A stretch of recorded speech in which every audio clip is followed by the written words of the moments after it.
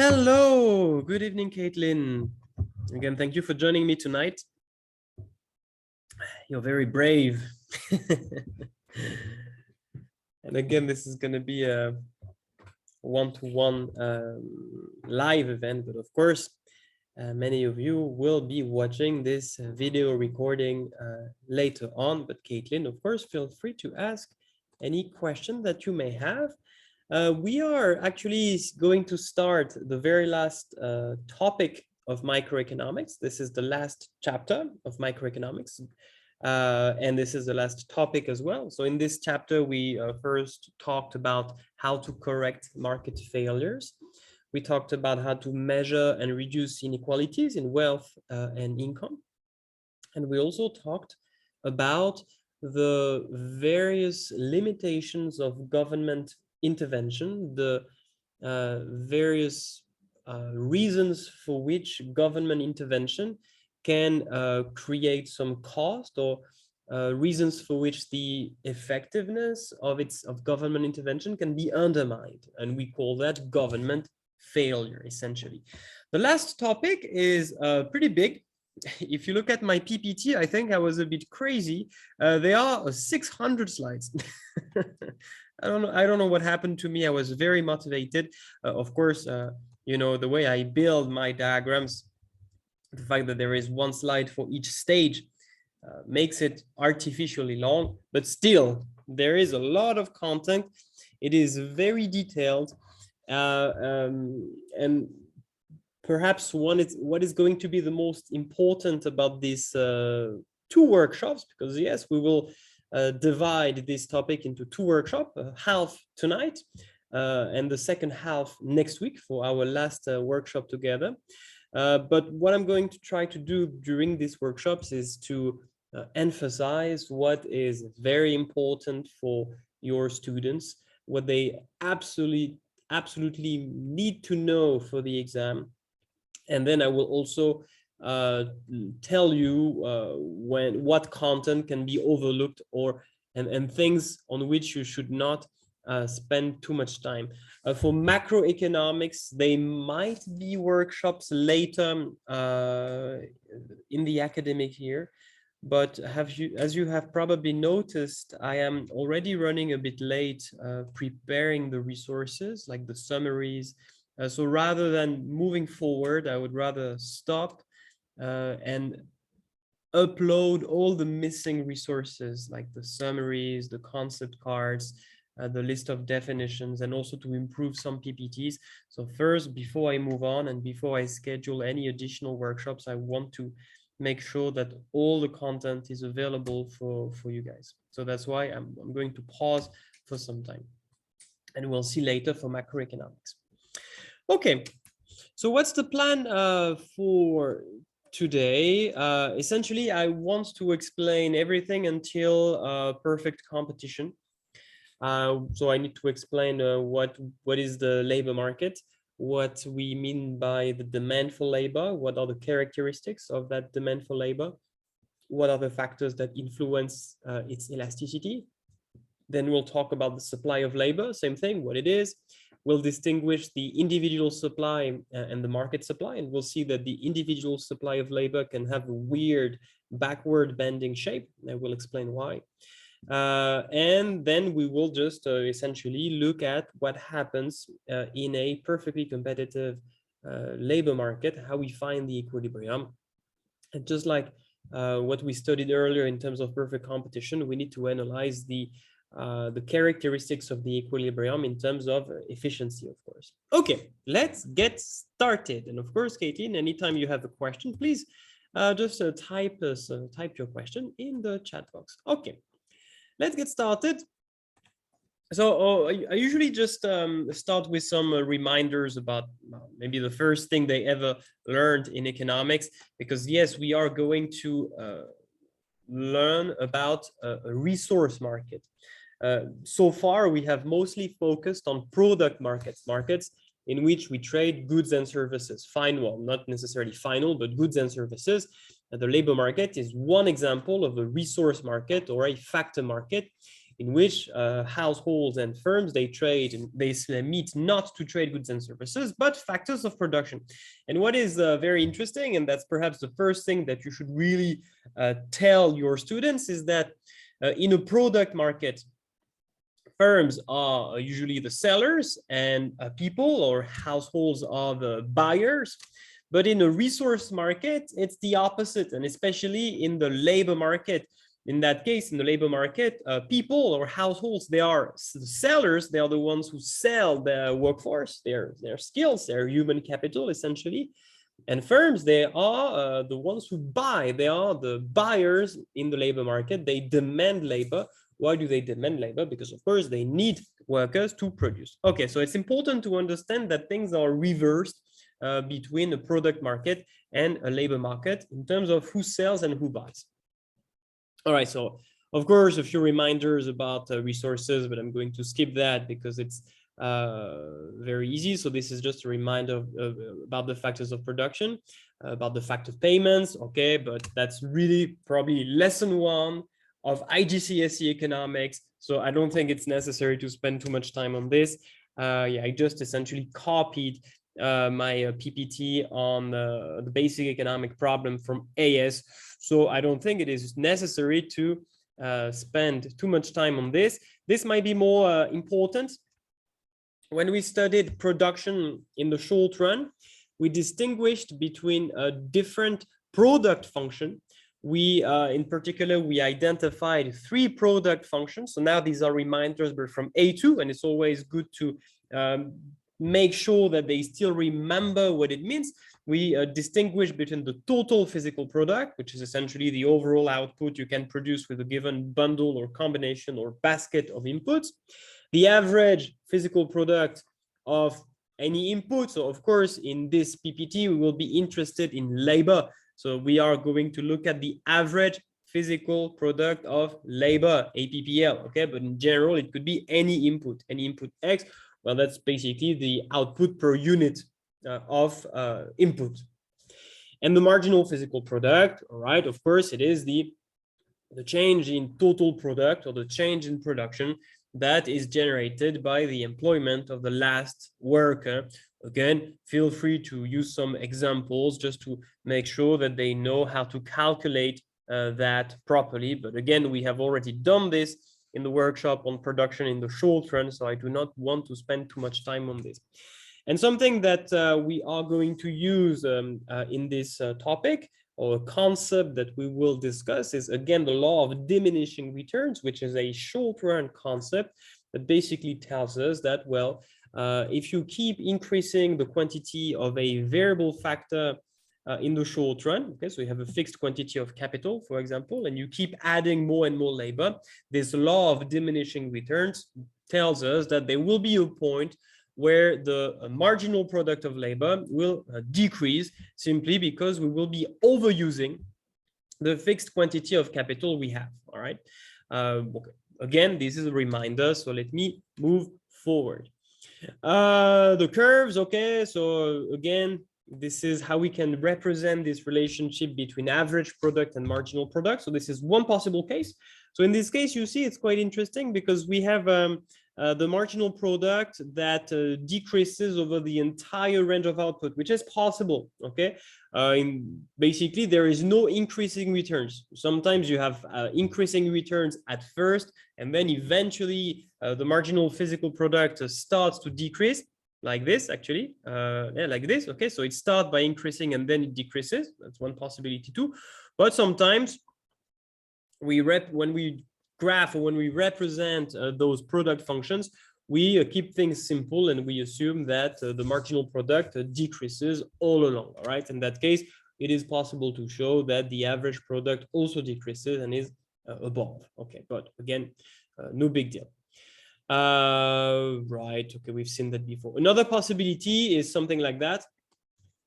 In that case, we see that we have increasing returns at first from 0 to x1. So this is input x. So the marginal product of that input increases, usually due to the benefits of specialization.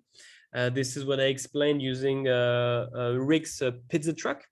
in my PPT on production in the short run, but eventually, again, the law of diminishing return will set in and the marginal product will fall, all right? And students, they should understand the relationship between the marginal product and the average product. Basically, as long as the marginal is above the average increases.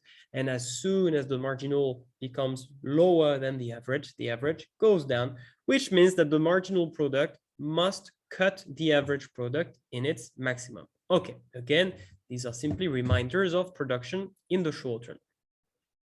In that case, the total physical product would actually look like that, but this is not so important. Okay, so make sure you spend enough time with your students to review those key ideas that will allow you to save a lot of time when focusing on the case of the labor market. Okay, what do we call a factor market? Is just a market in which we trade resources. Okay, it could be the labor market, the market for given natural resources, the market for oil, the market for engineers, the market for certain machines, certain raw materials. It doesn't really matter. You have many resource markets. And as I mentioned earlier, the role of firms and households are reversed. So households, they sell, firms, they buy. Okay. All right. Easy. And yes, the price of a resource, the price of a factor of production, we call that factor prices.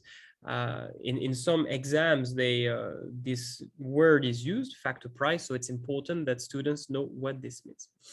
Okay. Let's say a few things about the demand for an input. So you see, for now, I'm still not focusing on the labor market. I try to just consider things from a general perspective. And then, of course, very shortly, we will focus on the labor market. But generally speaking, what is extremely important to understand about the demand for labor and the demand for resources, generally speaking, is that the demand for resource is always derived from the demand for a good or service. Okay, something that was already studied in AS, so they should understand what the concept of derived demand is. And that's usually the first thing that students should write when they choose to answer an essay question about the labor market. They should just say that, yes, labor, or the demand for labor, is a derived demand. Okay, that's usually how the essay should start. For example, the demand for engineers is derived from the demand for cars, or the demand for construction workers is derived from the demand for houses, things like that. Okay, so yeah, it is a derived demand. So of course, businesses, they don't hire workers simply because they like to have people around in the buildings. No, they need them to produce. There is a reason for which they are hired. And of course, yes, the demand depends, the demand for labor, or for any input actually, depends, is directly connected to the demand for the product it makes, or directly related to the demand for the product we can produce with these inputs.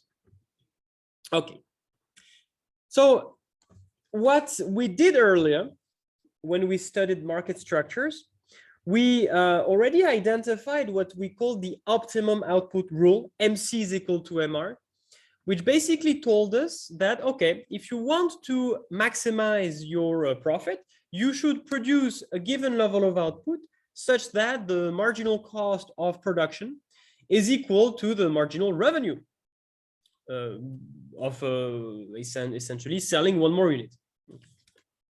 In this module, we are going to do something a bit different. Instead of choosing how much to produce, we will do something that is actually equivalent. We will choose how many workers to hire. We will put ourselves in the shoes of a business who wants to maximize its profit, of course. But instead of directly choosing how many units of output to produce, okay, instead of choosing Q, that's usually how we call it, we are going to choose L, the quantity of workers that we will hire. And actually, it is equivalent.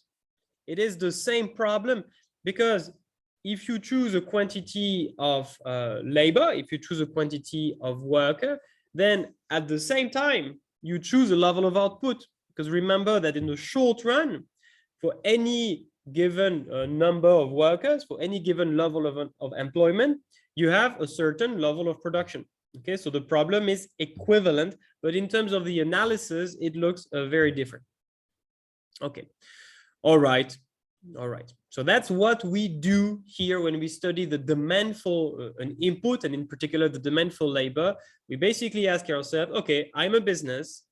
I am in the short run because yes, we are only going to focus on the quantity of labor that we must hire. We will not talk about capital and other factors of production because basically everything is fixed. The only thing that I can change, and therefore the only thing that I have to choose, is how many workers I am going to hire and what is my objective to maximize my profit. And you'll see that the rule MC is equal to MR also applies to this case. Okay. So far, so good? Yes? Any questions at that stage? That's just the introduction, essentially. Just say, okay, this is what we are going to do. All right. Okay, so up to now, I remain quite general. I did not focus on labor. So now let's look at the demand for labor. And before we start, there are a few definitions that we need to give.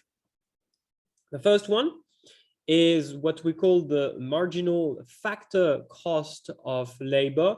Well, it's basically, it's just the marginal cost of labor, which simply measures the cost for the business, not of producing one more unit, but of hiring one more worker. And we'll see that obviously, if the firm is price taker in the labor market, which means that the wage, because this is the price of labor, so if the wage is given in the labor market, if it doesn't matter what the firm does, the wage remains the same. Okay, it doesn't matter if the firm hires 1, 2, 3, 20, or 100 workers. If the wage remains exactly the same, that's the definition of being price taker. Then, of course, every time I hire one more worker, the cost that I have to pay is exactly the market wage. Okay, so this will not be the case if the firm is price maker. And this is what we will see next week when we look at a monopsonistic labor market. Because in that case, depending on how many workers I hire, the wage is going to change. Okay, so then it's going to be a bit more complicated. But for now, let's keep things simple. The firm is price taker in the labor market. It takes the wage as given. It doesn't matter what it does, the wage is exactly the same. And therefore, every time I hire one more worker, I simply pay the equilibrium market wage, the nominal wage that we call W. That's the marginal factor cost of labor. Okay. Second definition, the marginal revenue product of labor. And you see, that's why it was very important before to really distinguish. Before, when we gave definition, I really defined the marginal physical product of an input, or could be labor. So the marginal physical product of labor, which was really the change in quantity of output. But now we are talking about the marginal revenue product of labor, which is simply the change in total revenue that the firm will experience when it hires one more employee, or when it hires the last employee, if we want to be precise. So why will my total revenue change when I hire one more worker? Well, simply because if I hire one more worker, then my level of production, my total output will change. It is likely to increase unless we have a negative marginal returns. But again, let's keep it simple. I hire one more worker. It should increase my total output. And therefore, because I have more output, I can sell more output, and my total revenue is likely to increase. Again, you're going to tell me, yes, but it depends on the elasticity of demand. Yes, it's true. Absolutely.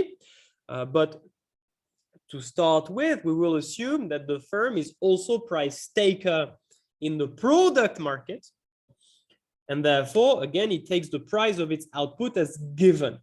And something that I want to say that is very important for your students, if they choose to write one essay question about the labor market, and I know students, they don't like this topic, and very often they don't pick it, they choose not to answer essay questions about this topic. And personally, I really enjoy this topic, and I think it's quite easy to write very good essays about the labor market. And because there are very few students who choose this topic, at least from my experience, this is one way for students to really stand out and say, hey, look, I am brave, and I can write a good essay about the labor market. So I usually encourage my students to write about this topic, especially because essay questions are very predictable about this topic. So the idea behind the MRP, the MRPL, marginal revenue product of labor. When we hire one more worker, our production is going to increase. I can sell more output, and therefore my total revenue will increase. All right, to keep it simple. So what is the formula? Well, of course, first we need to find out what is, by how much will my production change? By how much will my production increase if I hire one more worker? And that's precisely the definition of the marginal physical product. All right. And then I have to ask myself, okay, and then if I sell for each additional unit that I sell, by how much will my total revenue increase? And this is the definition of the marginal revenue of my output. Of course, the marginal revenue is essentially by how much my total revenue will, let's say, increase when I sell one more unit. Okay, and if I simply multiply by the number of units that I have produced thanks to this additional employee, I get the total contribution of this last employee to my total revenue. I think I have, do I have an example? Yes. And again, let's keep it simple. Let's assume that the firm who buys labor is a price taker in the product market. And it's very important to distinguish the labor market and the product market, the input market and the output market. So if the firm is price taker in the output market, it takes the price as given. And therefore, it doesn't matter how many units it sells in the product market, the price is constant and equal to P. So in this case, the marginal revenue is equal to the price. Okay, we studied that in perfect competition. We saw that, yes, when we are price taker, the marginal revenue is equal to the price. Okay, so under that circumstance, if the firm is price taker, we can rewrite the formula of the MRP, the marginal physical product of labor, by how much my production has increased times the price of each unit of my product. All right. So in most cases, for the exam, in most cases, we will assume that the firm is price taker. So students can use this formula to calculate the MRP. But in the case, especially of a monopsonistic labor market, if we have a monopsonistic labor market, not a monopsonistic labor market, but if you have a monopoly, for example, if the firm is not price taker in its product market, then we have to use this more general formula. All right, this one is more general. This one is only works if the firm is price taker. So essentially only in perfect competition, because this is the only market structure that we have studied where the firm is price taker. Okay, one example, give examples because this concept might appear a bit theoretical, a bit hard to grasp.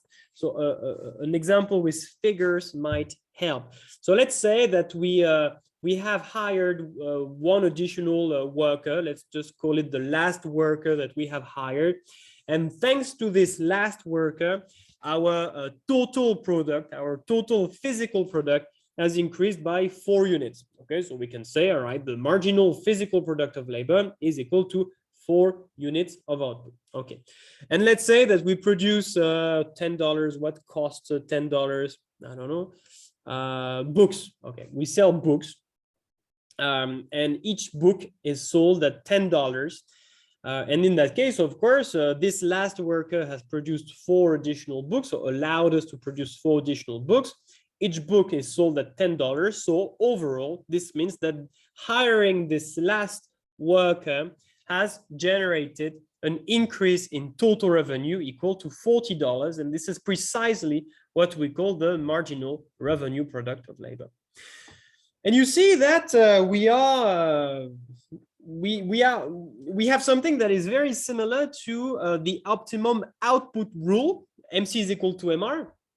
But now, instead of looking at the marginal cost of producing 1 more unit of output and comparing it with the marginal revenue of selling 1 more unit of output, we compare the marginal cost of hiring 1 more employee with the marginal revenue of hiring 1 additional employee, okay, that we call the marginal revenue product of labor. And for the exact same reason as we explained before in the case of profit maximization, it is clear that if the firm wants to maximize its profit, then it should choose to hire the number of workers such that the marginal factor cost of labor is equal to the marginal revenue product of labor. Okay, MFC is equal to MRP. That's the optimum. So I don't really know how we can call that. It's not really an output rule. We could call it the optimum employment rule. Why not? Okay, the optimal employment rule, the rule that determines how many workers you should hire in the short run if you want to maximize your profit. And you see that's basically MC is equal to MR. So now we have it's more specific to labor. So there are names that are slightly different. There is a meaning that is slightly different, but it's essentially the same logic. Of course, if the MRP is greater than the marginal factor cost, than MFC, we should hire more workers because our total revenue would increase more than our total cost. So our profit would increase. On the other hand, if MFC is greater than MRP, then we should hire fewer workers. If I hire 1 less worker, this would mean that my total cost would decrease by more than my total revenue. And again, that means that my profit would increase in this case. It is when they are equal that I have reached the profit maximizing point. And again, if assumption, the firm is price taker in the labor market, and you see that every time because the firm is in between 2 markets, every time I say the firm is price maker, price taker, I always say in which market. We have to be precise. If it is price taker in the labor market, then remember that the marginal factor cost of labor is simply equal to the wage, to the equilibrium wage rate in the labor market. It doesn't matter how many workers I hire, the wage is always the same. Okay, so MFC is equal to W. So if the firm is price taker in the labor market, the optimal employment rule is simply W is equal to MRP. I should hire workers until the price of labor, the wage, is equal to the marginal revenue product of labor.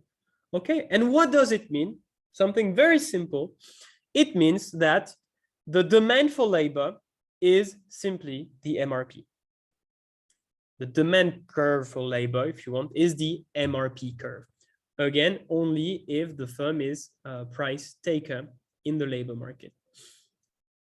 And it's true for labor, but it's true for any factor of production. Okay, I could do a capital, I could do land and enterprise. It is true for any factor of production. This is not really important. This doesn't really matter. Okay, this you can skip. How does it look like? How does it look like graphically?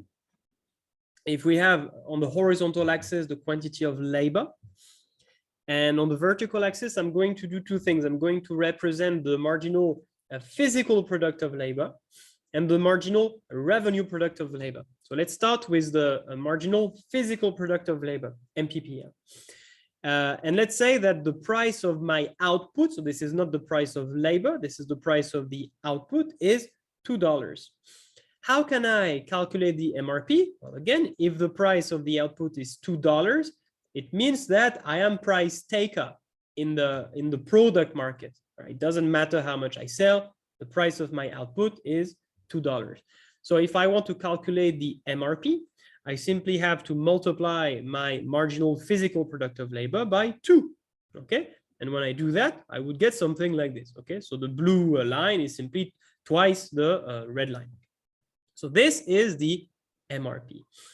And this is going to be the demand for labor from the point of view of that individual firm. Okay, so just an example, if the quantity of labor is 5, if I have 5 workers, so the marginal physical product is 10, and therefore the marginal revenue product of labor is 20. If I have 10 workers, the marginal physical product of labor is 7. The marginal revenue is $14. So of course, 7 is a quantity of output, and 14 is measured in monetary terms. Okay, it's a value in money. And this is going to be this MRP, the marginal revenue product of labor, is the demand for labor, because you can take any wage you want. Let's say that the wage in the labor market, the equilibrium wage, is a W1.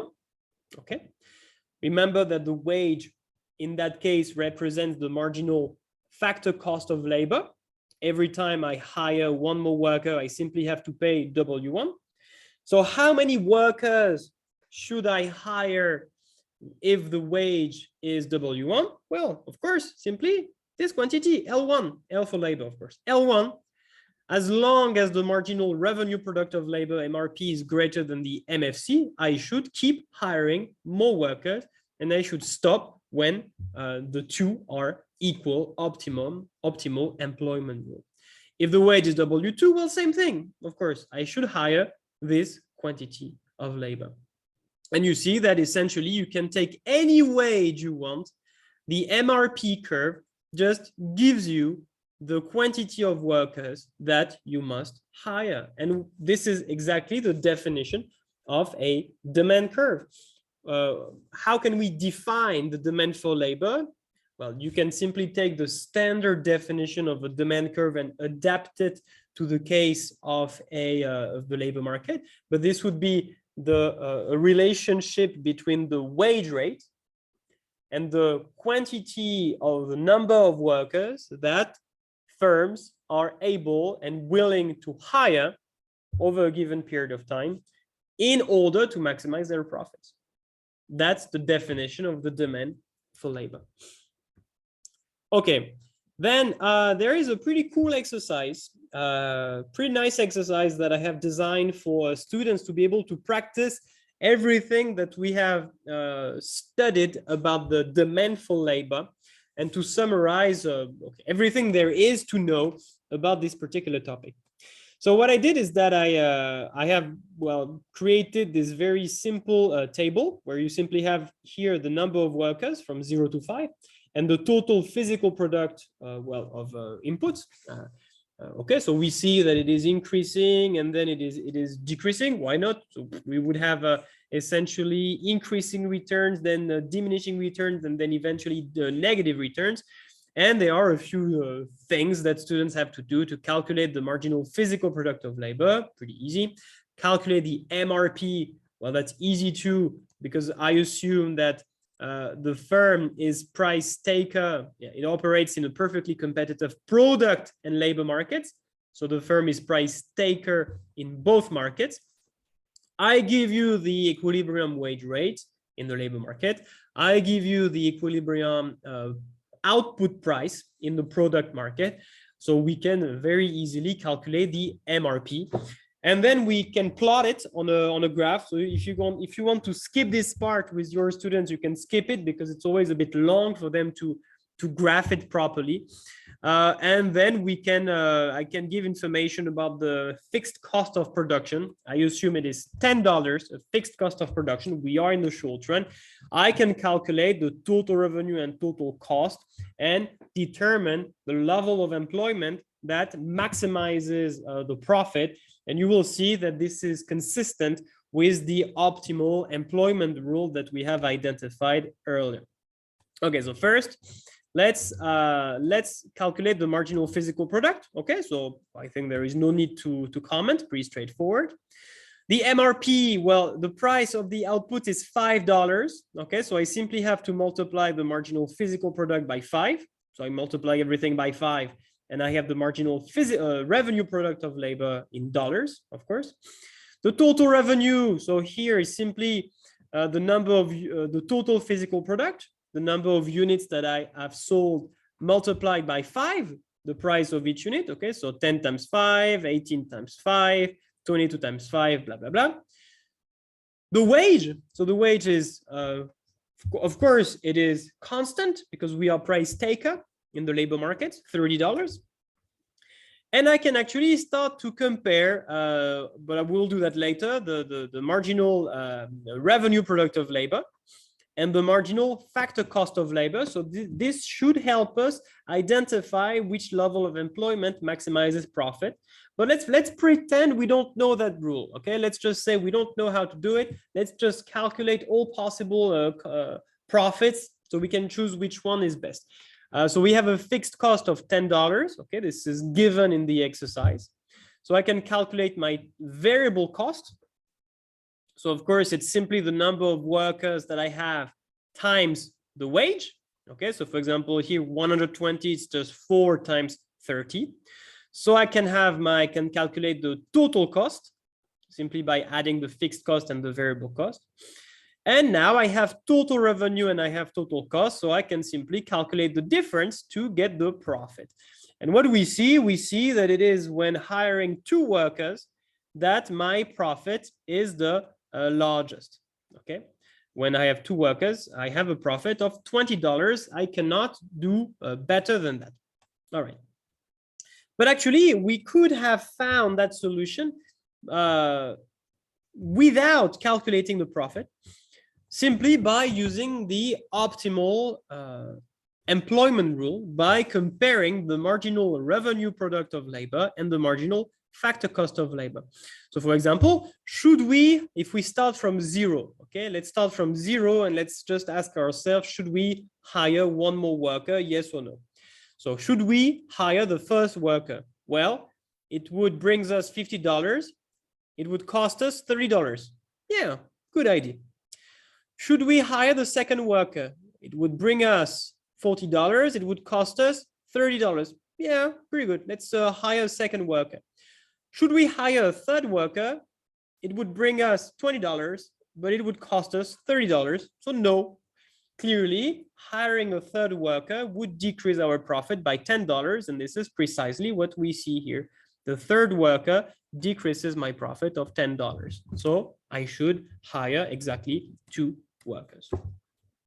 Then you can graph it, but again, it might be a bit long. Might be a bit long for your students to grab this, to plot this diagram, to identify the profit maximizing level of labor. But if you have sufficient time to do it, why not? But usually I skip it. Usually I just ask the students to fill the table. Are we good so far? Any questions at that stage?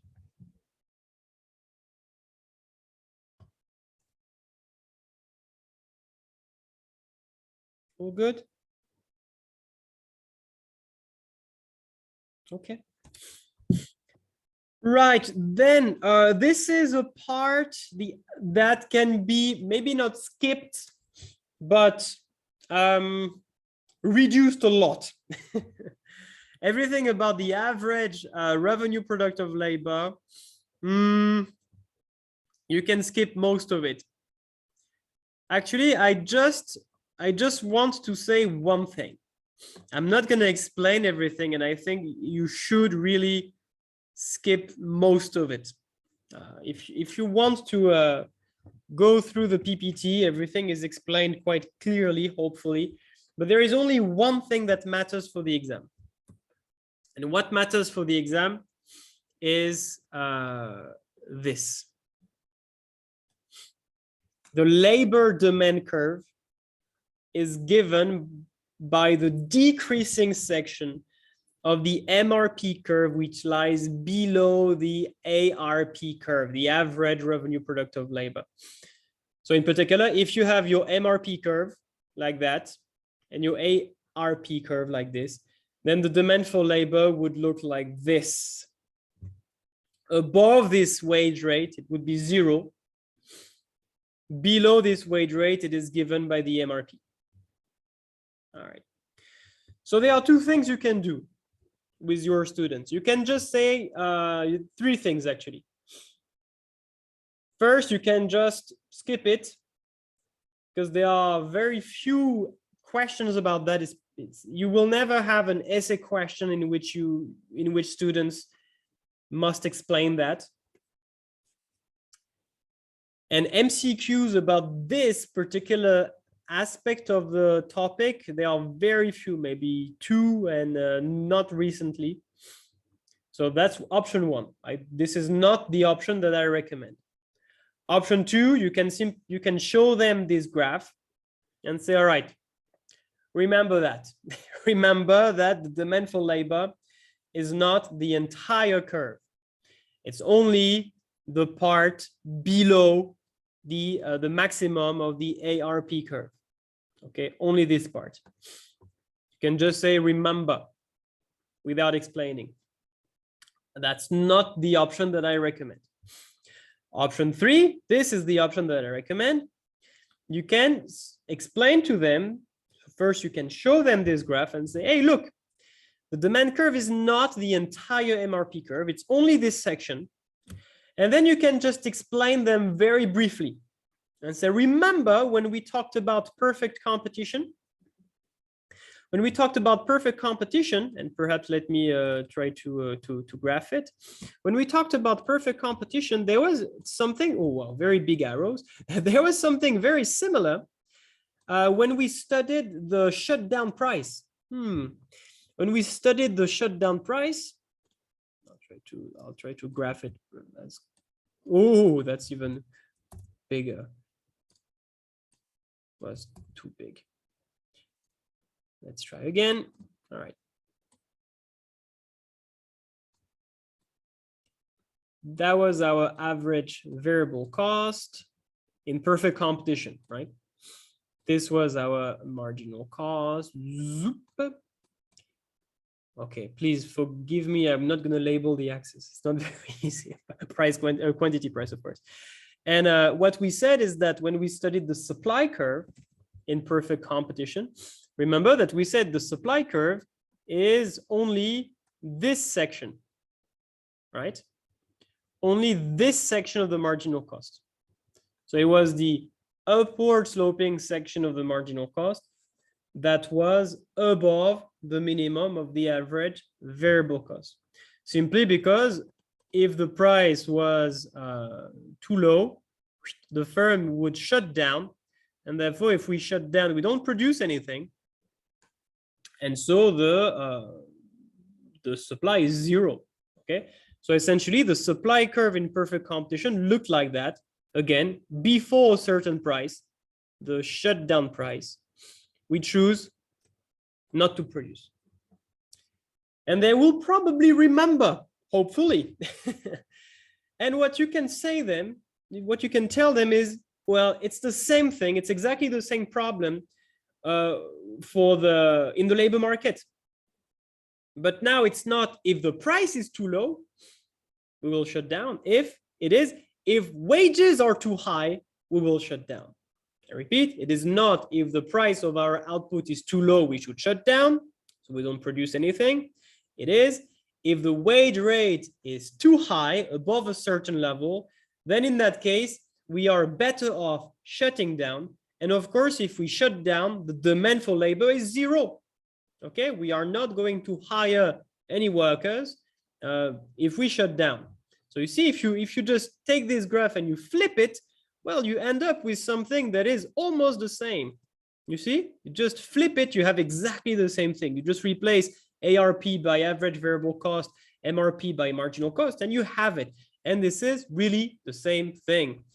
Above this price, and actually you can even call it the shutdown wage. Why not? This would be the shutdown wage. If the wage rate is above this shutdown wage, the firm would shut down and the demand for labor would be zero. It is only when wages are below this level that the firm would operate and therefore hire labor. And so the demand for labor would be this. So this is the option that I recommend. Just tell them, don't prove it, because then it's a bit complicated if you want to prove it. You can, if you want. I did it. Did I do it? No, I used to do it. I used to prove it, but I think I removed it because this was too complicated. But just that's what I recommend you do. Give them the intuition, the idea that the firm should shut down if the price of labor, if the wage is too high. That's the idea. Okay. But don't spend too much time on this, simply because there are very few questions about that, and I don't think it's worth spending too much time on this particular aspect. Actually, I never found any explanations in books about this, so I had to figure out for myself to understand why the demand for labor was only this section, and I eventually understood, but it took some time. But yeah, we can prove it. We can prove that the firm should shut down if the wage is above this level, and therefore the demand for labor would be zero. That is the reason. Okay. Now let's talk about well, this I think we can skip. It's just simply, okay, what's going to happen if we change the wage rate? There will be an extension of demand. If we increase the wage rate, there will be a contraction of demand. All right, these are things that students know since AS. I simply apply it to the case of labor, to the case of the demand for labor, but they are already familiar with this. So please allow me to skip it because it is extremely easy. Now, what can shift the demand for labor? Of course, the demand for labor will shift as long as the MRP will change, okay? Because the demand is the MRP. So if the MRP increases, the demand will increase. If the MRP falls, the demand will fall. It is as simple as that. And the MRP is the product of the price of the output and the productivity of labor. So obviously, the price of the output and the marginal physical product of labor are factors that will shift the demand curve. If any of them increases, the demand will increase, of course. And if any of them decreases, then the demand for labor will decrease. Okay, so an increase in price leads to an increase in demand, a decrease in price, decrease in demand, an increase in productivity, increase in demand, a decrease in productivity, a decrease in demand. Something that I have to say, because the fact that if workers are more productive, you should hire more, might be a bit counterintuitive. But basically, the idea here is that that just makes workers more attractive. That makes the fact that they are more productive, they are more attractive. This increases the output that you can produce with each additional worker. And this is why, according to this model, you should hire more. Some students, they feel like, yes, if workers are more productive, you can actually produce the same output with fewer workers. So you should hire less. But no, the idea is you actually have an incentive to produce more in this case. You have an incentive to produce more because your workers are more productive, and therefore you can get more revenue. So it might be a bit counterintuitive to some students, but please emphasize that when workers become more productive, even in the short run, you should hire more. The demand will increase so you can produce more and generate more revenue overall. Okay, so these are obvious factors that will shift the demand, the price of the output, and the marginal physical product of labor. Okay, so this is, again, there are many diagrams because I I was very patient when I made that PPT. I remember this was during the lockdown. This was about 2 years ago during the first lockdown. I had a lot of time, and that's when I did this. This is when I prepared this PPT on the labor market. Maybe too detailed. Okay, so you have all possible cases. So this one would be an increase in the price of the output, increase in demand. This would be a decrease in the price of the output, decrease in demand, an increase in labor productivity, in marginal labor productivity, increase in demand, a decrease in labor productivity, a decrease in demand. Okay. We can distinguish between the individual demand and the market demand, but again, this is already something that students know. If you add all individual demand curves, which means the demand, the demand for labor that comes from each individual firm within an industry or within a market, if you add all those individual demand curve, you end up with the market or the industry demand for labor. We sometimes say that the market demand curve is simply the horizontal sum of the individual demand curve. But again, this is something that you can really skip. No problem. All right. Now, something that is more important, the PED, but the PED for labor. So the price elasticity of demand for labor, the PED for labor. So of course, the definition is exactly the same as any PED. It doesn't change anything. The only thing now is that we, instead of dividing by the price of a product or by the percentage change in the price of the product, we simply divide by the percentage change in nominal wage, okay, the price of labor. But apart from that, it works exactly the same way as any PED. Okay, it's negative. That's the law of demand. No problem. We often work with the absolute value. This is how we can calculate it. Okay, if you, for example, if you cut the wage, these are you move from this old point to this new point. So that's how you can calculate the percentage change. Again, if you feel like your students are confident enough about how to calculate a PED, and they should be, because this is almost the end of the A2 microeconomic syllabus, so they better be able to calculate a PED. So you can move forward. Again, the different cases, in which case is it elastic, in which case it is inelastic, what is going to be the shape of the demand curve. This is something that is also a reminder from AS, so you can skip that. You can just replace price by wage, and you have everything. Okay, right? You can add a short exercise to make sure that they know, if you want, that they know how to calculate the price elasticity of demand for labor. So I did an example where the wage rate rises. So of course, the quantity demanded of labor is going to fall from 500 to 400 teachers. So you can make sure that, you know, just to practice, that your students know how to calculate the PED to determine whether the demand is elastic or inelastic. No problem. So far, that's pretty straightforward. But the part that is really important and what you should focus on is really the determinants. This is important, the determinants of the price elasticity of demand for labor, because they are a bit different from the typical determinant. Remember when we talked about the PED in general, we said that yes, the time matters, the number of substitutes, whether the product is addictive or not, habit forming, whether we spend a lot of money, blah, blah, blah. But in the case of the labor market, because now we are a business, okay, firms, they are the ones who demand labor.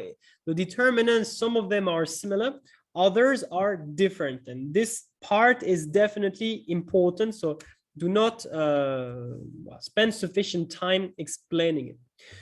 So the first factor, which is going to influence the PED for labor, is, and it's a long word, the substitutability of other factors of production. Essentially, can I replace labor by something else? Right? And we understand why it matters. If it is, let's take a very simple example. If it is easy for me as a business to replace workers by machines, okay, capital by labor or labor by capital, we say that the two factors of production are well, good substitutes, or they are substitutable.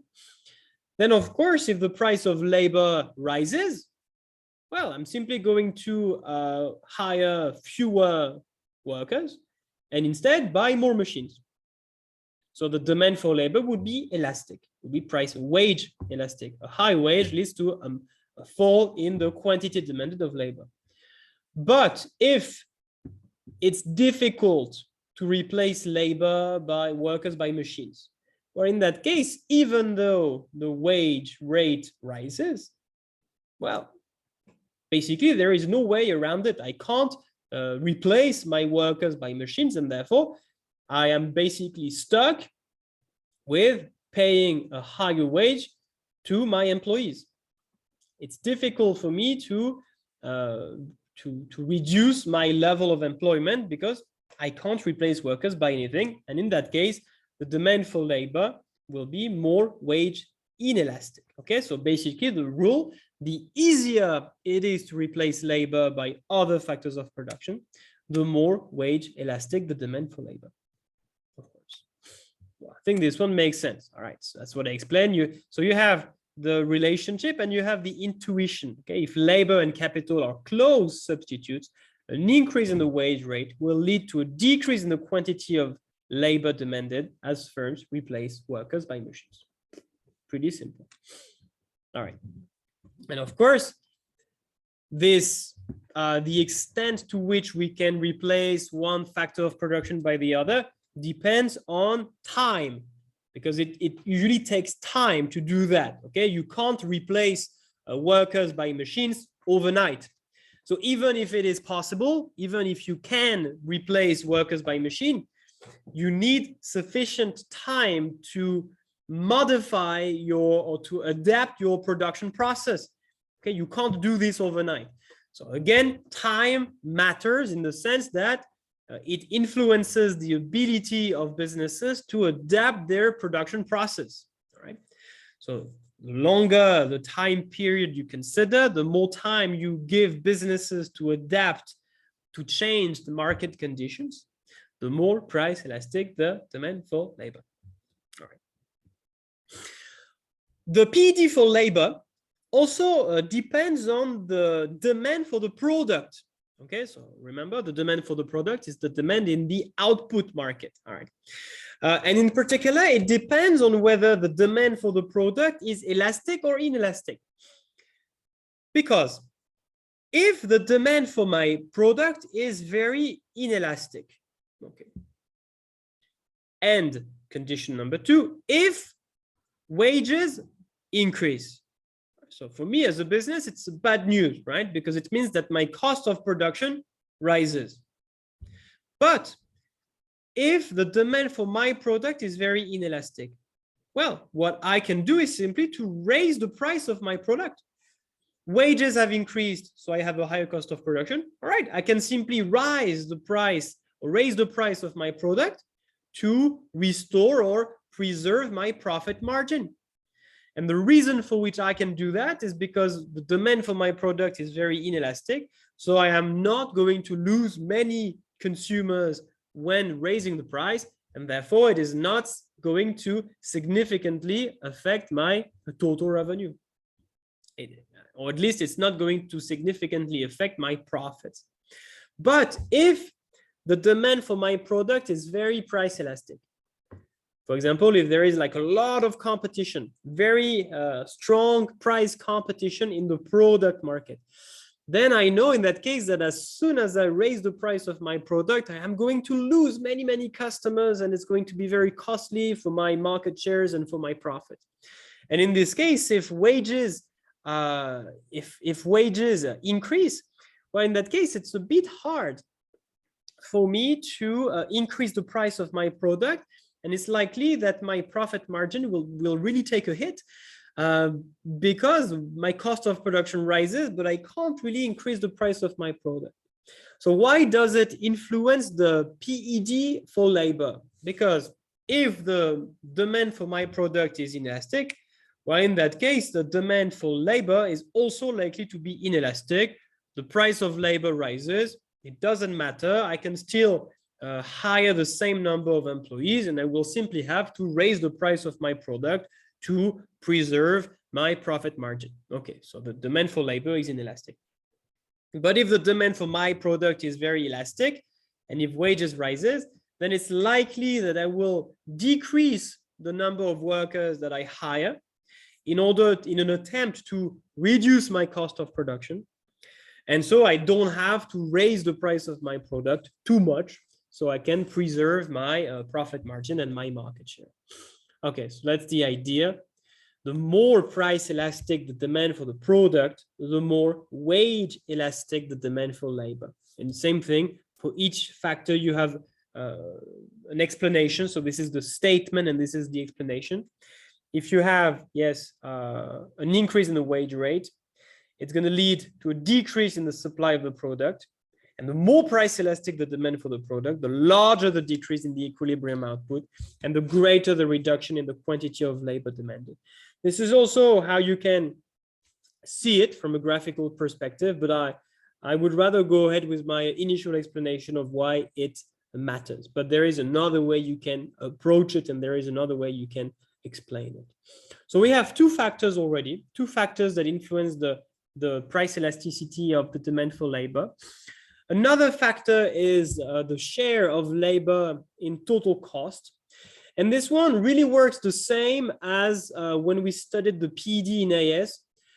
We said that basically the demand for products on which we spend just a small amount every month is likely to be very inelastic because basically we don't care. It doesn't have a big influence on us, all right? If the price of salt or if the price of toothpaste increases by 20%, we don't care, right? Because these are products on which we spend very little every month, and therefore we don't really modify our consumption patterns when the price of something on which we spend very little changes. On the other hand, if the price of a product on which we spend a lot of money every month changes, then this is likely to affect our consumption patterns. For example, meat is likely to be something on which people spend a significant, not as much as housing, of course, but a significant proportion of their income every month, or could be going to the restaurant, something, or to other leisure activities. And in this case, if the price of one of these products changes, it's likely to have a significant consequence on the quantity that people buy. And the example that I used with my students in AS, I used the example of public bikes like Mobikes and other, I forgot the names of the new ones, like the blue bikes, there is the Alipay bikes, we have the WeChat bikes, we have the Meituan. Well, there are many public bikes, right? It is relatively cheap.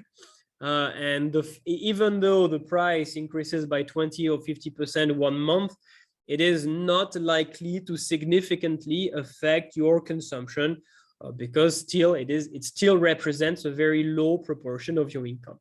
And that's essentially the same thing for businesses. If they only spend, let's say, 5% of their total cost on labor, well, they are not going to care much about a change or an increase in the price of labor. So they are likely, it's not going to significantly influence or impact their overall cost of production. And so they are not going to reduce the overall quantity of labor that they demand. On the other hand, if a firm has 90% of its total cost that comes from labor, well, in that case, if the price of labor increases by 10%, it's going to have a major influence on their overall cost of production. And this is likely to lead to a much more significant reduction in the amount of workers that they hire. So that's the basic intuition. So the larger the share of labor in total cost, the more wage elastic the demand for labor. All right. So that's the basic intuition. Last one, I think. Yes, last one. And then we can talk about the supply of labor. The last one is the supply of other factors of production. To be honest, I forgot a bit about this one. So let me just refresh my memory. If the way yes, this one is true, but in the long run. So in this module, we mostly focus on the short run, because in the short run, in at least in our framework, we only choose the quantity of labor, which means that other factors of production like capital, even natural resources, you don't get to change the quantity that you have. And therefore, this is not really something that is very important here. So I think you can really skip this one. Feel free to skip this factor. It's not extremely relevant to our context. So yeah, this one definitely matters. This one is very important, this one as well. So I would recommend, if your students want to, let's say, remember 3, I would definitely pick the 3 first ones. The substitutability, but again, this is more like a long run thing. Again, not very relevant in the short run, because in the short run, the quantity of capital is fixed. This one is valid both in the short run and in the long run. And this one is, again, always relevant, short run and long run. Okay, and that's pretty much it about the demand for labor. Do you have any questions at that stage? Is there anything that is not clear that you would like me to explain again?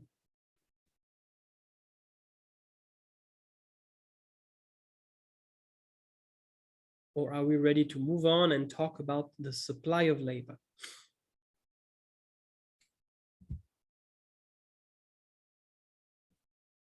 Are we ready?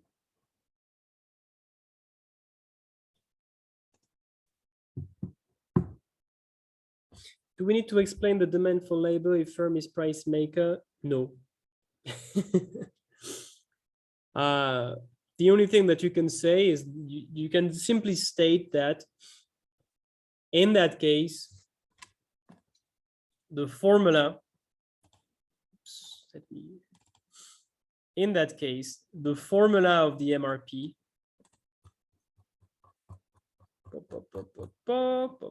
not here.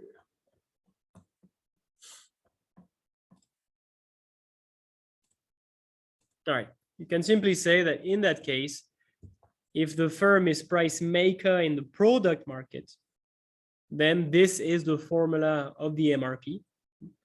Why? But you can't really replace MR by price, because of course, the price of your output changes depending on how much you sell.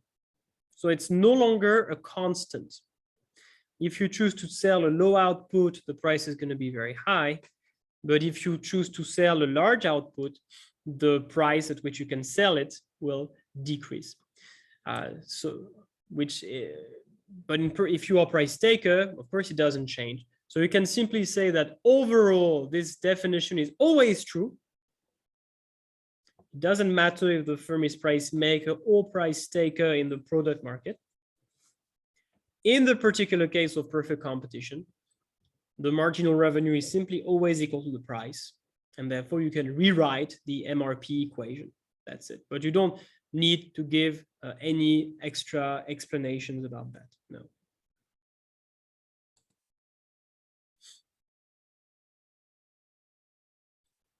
But when you think about it, we haven't in this module on the labor market, we do not study the case where the firm is price maker in the product market, right? We don't really analyze what happens. We look at a monopsonistic labor market, but this is when the firm has is price maker in the labor market, not in the product market. We do not analyze that case. So that's why you should not spend too much time on this. All right. So clearly, okay, just to summarize what is important for the demand for labor, well, clearly the MRP is absolutely like a critical concept. The optimum employment rule, MRP is equal to marginal factor cost of labor, so important. Students must understand that the demand curve for labor is simply the MRP. They must understand what we mean by the price elasticity of the demand for labor. And they must be able to give at least 3 examples of factors that have an influence on the price elasticity of the demand for labor. If they can do that, they will be fine, no problem.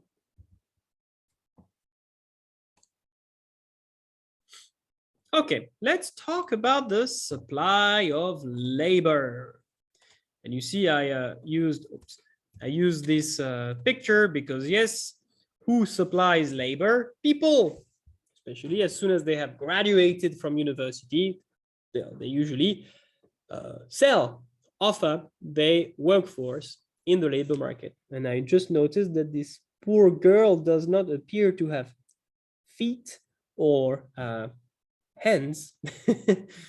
So she will probably not supply her workforce in the construction industry. Might be complicated. Okay. For supply, there is something that is very important, is to distinguish the individual labor supply curve, which means the supply from one single worker, and the market or the industry supply curve, which means like the total supply of workers within an industry.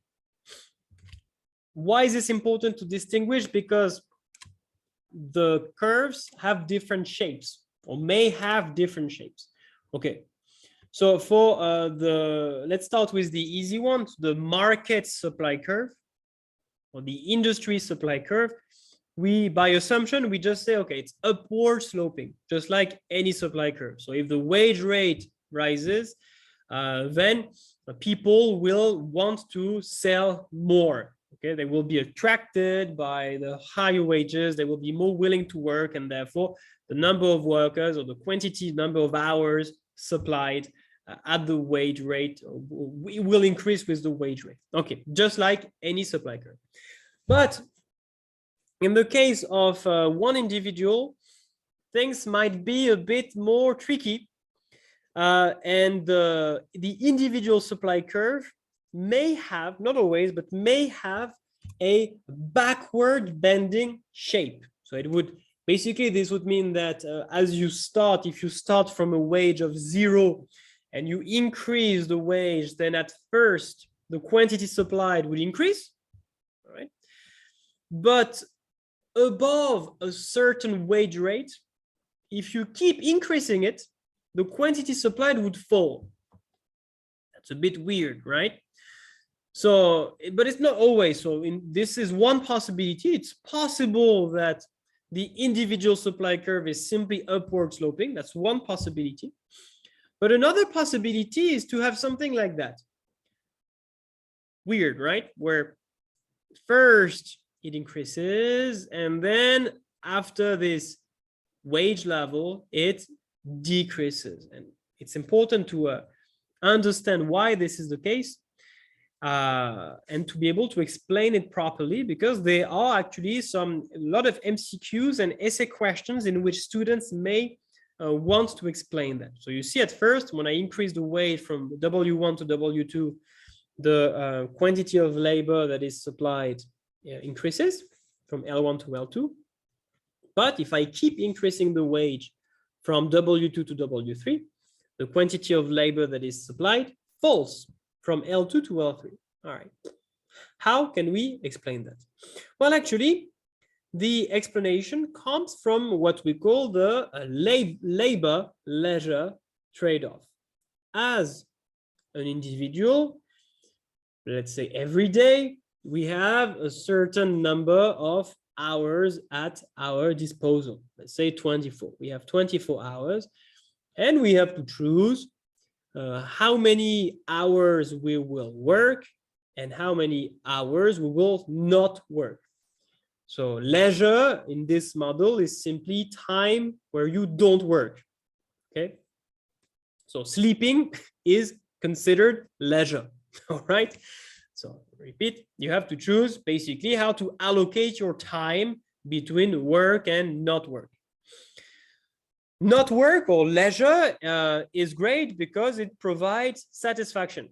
Okay, so maybe let's not think about sleeping, but let's just say watching a movie. All right. So you watch a movie. So when you consume leisure, it directly generates satisfaction or utility. Working does not. We don't like to work. Working does not directly generate satisfaction, at least not in economic models, in most economic models. However, working allows us to earn an income, and this income allows us to buy goods and services. So that's why there is a trade-off, okay? Because we cannot simply we need an income to survive, so we have to determine, okay, how much time am I going to spend to work and, well, earn an income, and how much time am I going to allocate to leisure? That's what we mean. And something that is quite important to understand is that leisure time is not free. Watching a movie, at least in this model, watching a movie is not something that is free. Not because you have to pay for the movie. Maybe you have, but let's take another example. Just, I don't know, having relaxing, reading a book is not free. It has an opportunity cost because the time that you spend reading the book or the time you spend watching a movie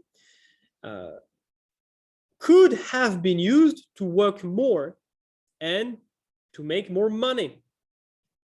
So essentially, the opportunity cost of 1 hour that you spend reading a book is equal to the wage that you could have earned, or the money you could have earned if you had worked 1 extra hour instead. So we say that the opportunity cost of leisure is equal to the wage rate.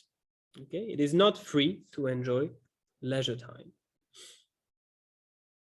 If you allocate 1 hour of your time to leisure rather than to work, then you give up the income that is equal to the hourly wage. So the wage rate is the price of leisure. The wage is the reward when you work, but it is the cost if you don't work, opportunity cost. Okay, that's really the basic thing that we have to understand. Okay. Work does not generate satisfaction, not directly, but again, as I explained, because when we work, we receive an income, then we can buy stuff that we like and whose consumption generates utility. So what we have to do, we have a certain time endowment, a certain time at our disposal, and we have to determine how much we spend at work, how much we spend doing something else. Okay, then the key to understand this weird shape is to understand what the substitution effect is going to tell me to do if the wage rate rises, and what the income effect is going to tell me to do, what to do when the wage rises. Okay, so I have included reminders about the price effect, the substitution effect, and the income effect, but students should already know that. I just copied my PPTs on consumer equilibrium, okay, for price effect, substitution effect, income effect, blah, blah, blah. So there is no problem. But let's just get back to this diagram. And let's just pretend that the wage rate rises. All right. And let's focus first on the substitution effect. Remember, the substitution effect tells you you should basically buy more or consume more things that become cheaper, and you should consume less of what becomes more expensive or relatively more expensive. This is basically what the substitution effect tells us. If the wage rate rises, remember, the wage rate is the price of leisure, the opportunity cost of leisure. So if the wage rate rises, it simply means that leisure becomes more expensive. And according to the substitution effect, well, we should consume less leisure, which means that instead we should work more. All right, leisure has become more expensive, less leisure time, more work time. So in this model, the substitution effect encourages us to work more. The income effect depends on whether we are dealing with a normal good or an inferior good. If the wage rate rises, that makes leisure more expensive, and again, that essentially mean that, well, in this case, this will affect our purchasing power. Let me just move on a bit to explain that. All right, so let's summarize.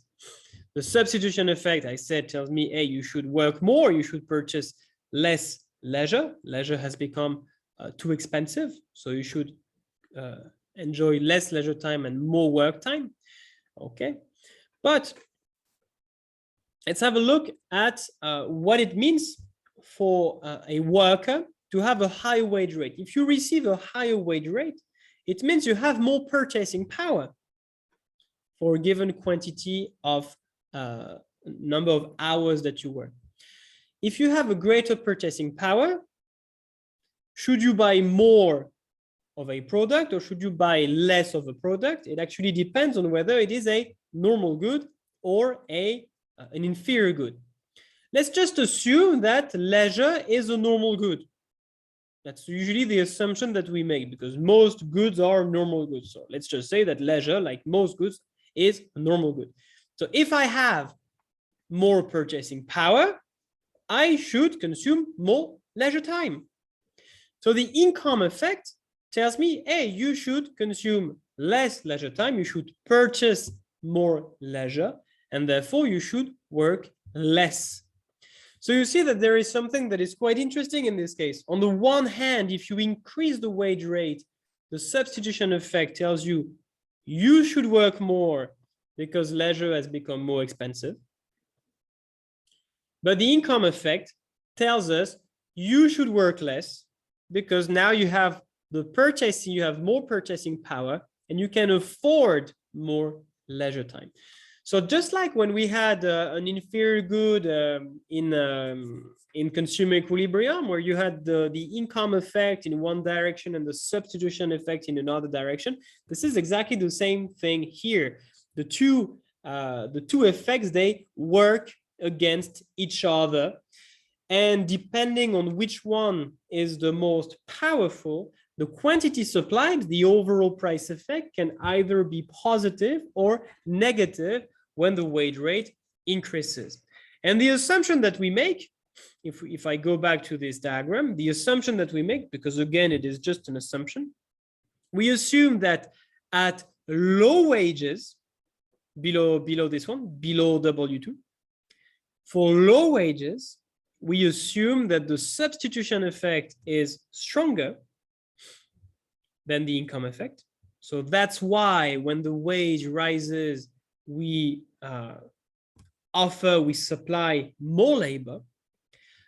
But then above W2, we assume that the income effect is stronger, which means that if the wage rate rises, the quantity supplied will fall.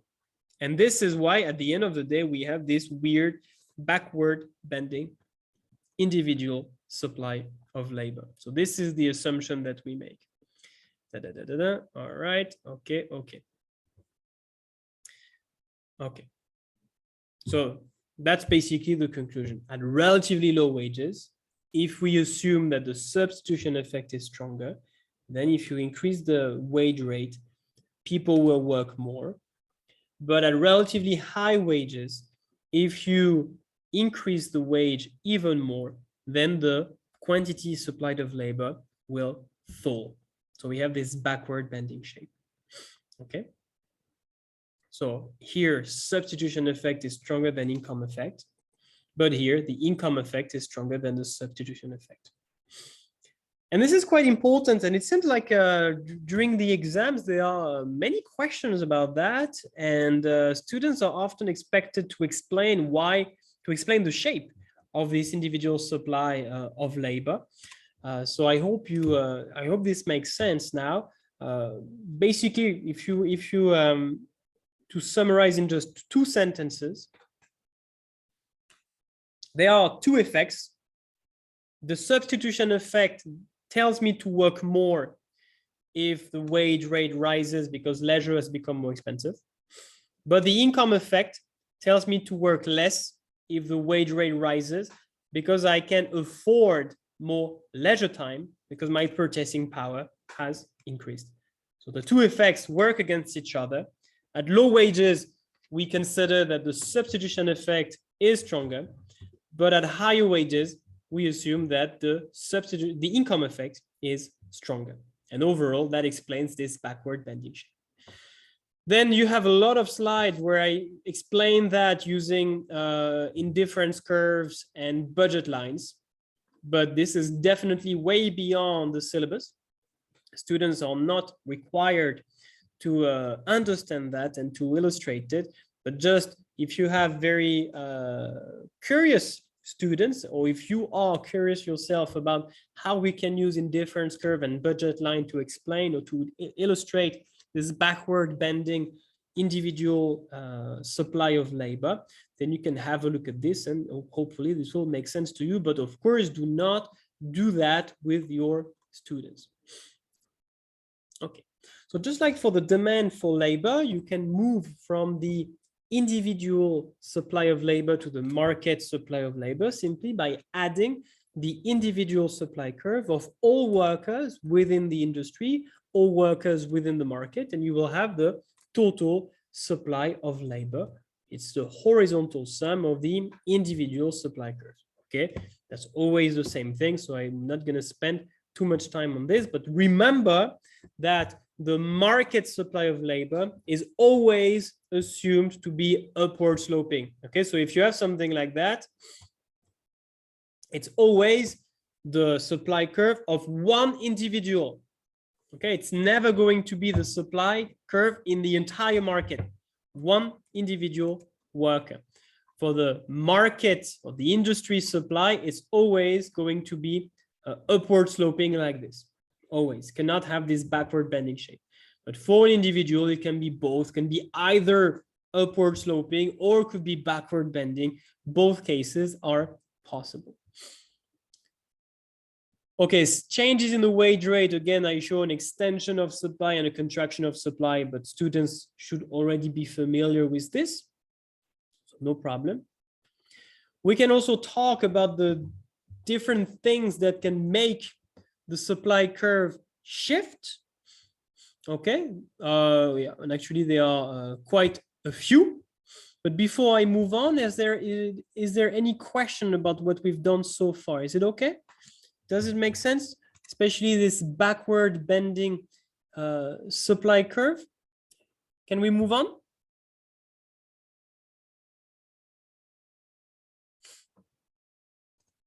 Yes, okay. So let's talk about the various factors that make a supply curve shift, especially the industry supply curve. Okay, let's not focus on the supply curve of one individual. Let's instead look at the entire market. And these are, okay, I have identified 5 factors that can make it shift. Okay, let's take them one by one. This one is quite important. pecuniary versus non-pecuniary advantages. So pecuniary simply means money. Okay, so money versus non-money advantages. So of course, so pecuniary advantages is all benefits associated with a job that you can measure in terms of money. Okay, so base salary, overtime payment, bonus payments. So anything you receive in forms of money, it's regarded as a pecuniary advantage. A non-pecuniary advantages, sometimes we call that fringe benefits. These are other benefits that are received in addition to the salary. So it could be health insurance, vacations, sick pay, the use of a company car, educational assistance, meals, blah, blah, blah. All right. We sometimes call that in-kind benefits, so when you receive goods or services rather than money. And the typical example that we can use to explain that is simply you taking the example of paid holidays or paid vacation. Let's say that there is one industry, for example, people who work in, let's try to use an example that makes sense. Construction workers, okay. Let's say that there is a new government policy that says, all right, working in this industry, it's tough. It's a dangerous job. It's exhausting physically. So now everyone is allowed to have 2 extra weeks per year of paid holidays. Okay. So more holidays for everyone who work in that industry. We don't change the wage rate. Okay. The wage doesn't change. If the wage changed, this would be a movement along the supply of labor.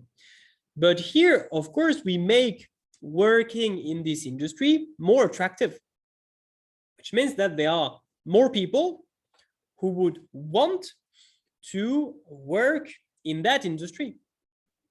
There will be more workers moving from other industries to this one because they are attracted by the improvement or the increase in non-pecuniary advantages, those 2 extra paid holidays per year. So you see, in that case, more non-pecuniary advantages increase in the supply of labor because more workers want to work in that industry. So same thing, if you have another industry in which, let's say, teachers who work in public schools, and the government say, all right, so now we are going to offer an amazing health insurance to all teachers who work in public school. Well, same thing, the wage doesn't change, but now a lot of people will be attracted by this this improvement in their health insurance, or by this good health insurance, and therefore, because there are more workers who want to benefit from this non-pecuniary advantage, the supply of labor will increase in that industry. Well, that's pretty easy to understand. Okay. So if there are more or better non-pecuniary advantages, the supply of labor will increase. If there are less or worse non-pecuniary advantages, the supply will decrease in this case. Okay, there are other determinants, but I really wanted to put the emphasis on this one because it is the most important, and this is the one that is the most commonly tested during the exam. There are other factors, of course, preferences and social norms. I give the example of the women's participation rate in many developed countries, especially in the 1960s and 1970s. The women's participation rate, so the proportion of women who were part of the labor force, increased a lot. And therefore, that means that the supply of labor has increased a lot in many industries. This is due to a change in social norms, customs, traditions, and therefore this had consequences on the supply of labor in many industries. The size of the labor force, of course, if you have like a natural increase in the population, if you have immigration, if the retirement age is changed, of course, if you have more workers, this will increase the supply of labor. If you have fewer workers, it's going to decrease the supply of labor. economic structures. Yes, of course, if you have an industry that is in decline, then you will have workers transferring from one industry to another, and therefore the supply of labor in the industry that is in decline will decrease, and instead the supply of labor in the industry that is in expansion will increase, okay, as workers move from one industry to another. And wealth, of course, if the overall wealth increases in the economy, this might, but this is not as important as the other ones, this might lead to a decrease in the labor supply, perhaps because if everyone becomes very wealthy, they do not need to work, or they do not need to work as much as before, and therefore this may lead to a decrease in the overall supply of labor in that industry. Okay, then you have multiple diagrams that illustrate all those possible cases, okay, but that's pretty straightforward, so I'm going to move rather quickly on that. And this takes us to one of the last thing that we have to do today. I don't know if I will have time to talk about perfect competition.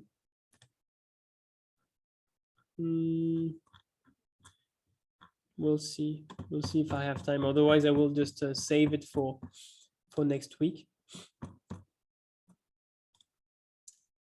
So the PES, the price elasticity of labor, which is again really works like any price elasticity of supply. But again, here, instead of changing the price of the product, we change the price of the input, labor, W, the wage. Of course, it is positive because we look at the industry supply curve, and the industry supply curve is assumed to be upward sloping. So a positive elasticity. Of course, you have several possible cases. Could be wage elastic, wage inelastic, depending on whether it is relatively steep or relatively flat. Again, this is just a reminder from what students already know from AS, nothing new here. You can ask students to calculate the price elasticity of supply in the case of labor. So I took the example of surgeons, where the wage of surgeons falls, so the quantity supplied falls. In this case, we see that the PES is equal to 2, so it's wage elastic, of course. But most importantly, just like before, what we have to focus on now is to try to discuss the different factors that will have an influence on that price elasticity of supply, which basically is, okay, under which circumstances can we expect supply to be price elastic, and under which circumstances can we expect supply to be inelastic? Okay. The first factor that matters is the occupational mobility of labor, which is basically the ease with which workers can transfer from one occupation or from one industry to another. And clearly, the idea is that if workers are very occupationally mobile, then the supply of labor is going to be very elastic. Well, simply because in that case, that means that if the wage in one industry rises, it is going to attract many workers from other industry. All right, if they have the skills to move from one industry to the other, they will be attracted by the higher wage, and therefore the quantity supplied in the industry will increase a lot. Similarly, if you have a decrease in wage, a lot of workers, they will simply leave. They will simply leave the industry and supply their workforce somewhere else. So the quantity supplied would fall significantly. However, if workers have a very low occupational mobility, even if the wage rate falls, well, they can't really go anywhere else, right? They can't really supply their workforce in any other industry. So the quantity supplied will not decrease much. The supply would be very inelastic. And same thing, even if the wage rises very much in an industry, workers from other industries, if they are not sufficiently occupationally mobile, they will not be able to move into the industry in which wages have increased. So in both cases, you clearly see that if labor is occupationally immobile, the supply of labor will be inelastic. All right, and this is what I explained here. Of course, when we talk about the occupational mobility of labor, you know that this is something that depends on skills, that depends on the more skills or the more human capital workers have, the greater mobility they have. But it also depends on the barriers to entry within a market. Okay, you may have a lot of skills, but sometimes you might simply be unable to enter a particular market because there are barriers to entry that prevent you from entering a market. So, for example, it could be a regulation or a requirement by the government that you must have a certain degree, a certain qualification, a certain number of years of experience. So, for example, in China, perhaps you know that for all foreign workers, not only teachers, but foreign workers, if they want to work in China, they need at least a bachelor's degree and 2 years of experience in a similar position. So for many workers, this acts as a barrier to entry. A lot of people who are abroad, they would like to work in China. They may be attracted by high wages, but they might not have the bachelor's degree, they might not have enough experience, and therefore they might not be able to to move into this market or to supply their workforce into this market. So even if wages rise, they might be unable to supply their workforce. So the supply of labor can be expected to be relatively inelastic. Okay, so the size of the barriers to entry depends on, of course, the skills, the level of education required for the job. Okay. Second thing, so we talked about the occupational mobility. Of course, the second type of mobility that matters for workers is the geographical mobility. If there is an industry, same thing. Let's say that let's take the example of China. Let's say that in China the wages have increased a lot, so there are many people who want to work in China. But again, right now, you know that it's a bit complicated. People can't really enter China. It's maybe not impossible, but very complicated, very time consuming. So basically, there is a very low geographical mobility into China. In that case, even though wages increase a lot, the supply of labor will not change much, right? Because people who are currently abroad, I mean, they can't currently supply their workforce in China. So it could be, of course, I took example of 2 different countries, but this could be within the same country. If wages in Shanghai, they increase a lot, you may have a lot of people from Chengdu who want to work there. Why not? But if they are unable to relocate, perhaps because they have their family, because they have to look after their parents, or because they have children at school, or could be in some countries that the infrastructure, the transportation infrastructure are so bad that it's very complicated to drive from one place to another. That's also one possibility. You may not have airports, you may not have railways, so it might be very complicated to supply your workforce in an area in which wages have increased. But in that case, you see that even though wages are higher, this is not good. This will not attract many additional workers because they are unable to relocate to your area. Okay, so the easier it is for individuals to move from one area to another, the more wage elastic the supply of labor. That's pretty straightforward. That makes sense, right? No problem. And yes, this geographical mobility depends on many things, depends on how much time we give people to relocate. Okay, if I give someone 24 hours, the geographical mobility will be very low. Depends on the quality of transportation infrastructure, communication infrastructure, could depend on legal restrictions, depend on the composition of households, many things. Another one is the size, again for the PES, the size of the non-pecuniary advantages. If you have a job in which most advantages are non-pecuniary, which means that basically the major reason for which you do a particular occupation, you do a particular job, is because they are great health benefits, because they are a lot of holidays, because you can have free education for your children. For example, in France, there are many people who choose to be teachers because they are very, very long holidays.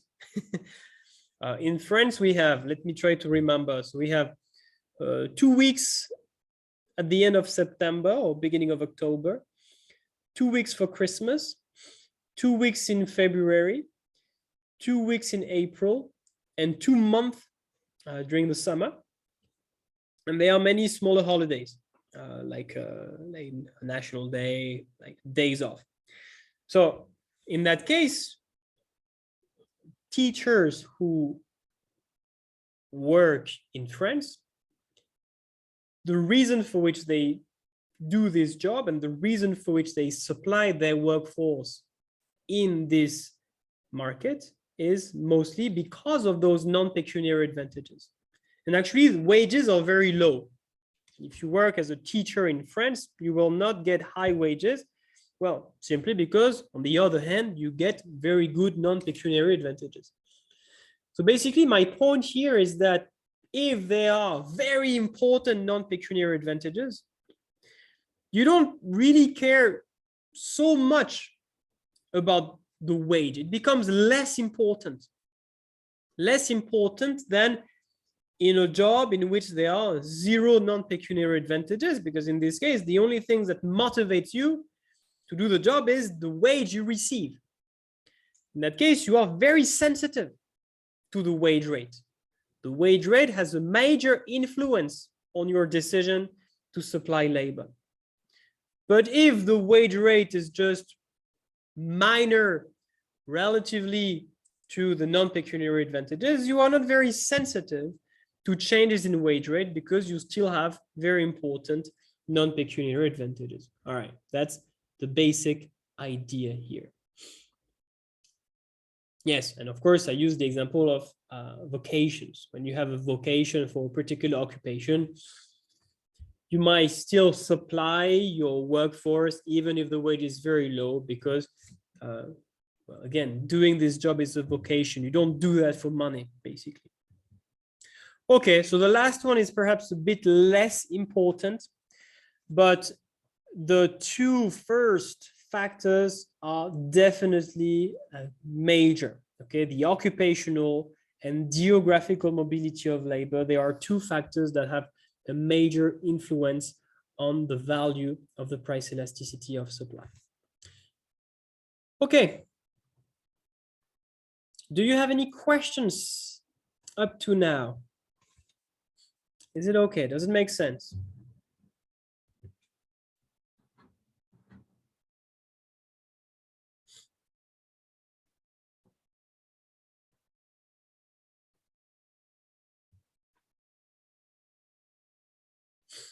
All right, so we have basically 10 minutes left, and I do not want to rush perfect competition because it is an important part that students have to write about in essays. So I will save that and the rest of the PPT for next week for part 2 of this workshop on the labor market. We have pretty much done half already, so it should be fine. We need to talk about perfectly competitive labor market, but you see that most of it has the one step further star. So it's going to be relatively quick, but still, I do not want to rush it. Then we need to talk about transfer earnings and economic rent. Very easy, very quick. Then we'll talk about the monopsonistic labor market. So this is one, this is probably what's going to take us the most time next week, monopsonistic labor market. How it works, how we can graph it, what are the consequences in terms of output and wage. Then we'll talk about the minimum wage, what impact it has in a competitive market, what impact it has in a monopsonistic labor market. Then this will take us to trade unions. What is the purpose of trade unions? What they do? What are the advantages? What are the problems that can exist when there are powerful trade unions? And finally, income inequality, wage inequality or wage differentials. How can we use economic theory to explain wage differentials? So there is a lot of content, but now that we have really introduced all the key ingredients that will allow us to move much faster. So we should, next week is likely to be a bit longer, but we will be able to finish everything. And this will be our last workshop for some time, because that means that we will have finished all microeconomics. Okay. So if there are no more questions, I'm going to stop here for tonight. Thank you very much for joining me live. And so the video recording will be available in a couple of hours. And we will meet next Tuesday, 7 p.m. For our last workshop, during which we will cover the second part of this PPT. Have a nice evening, have a nice week, and see you next week. Bye-bye.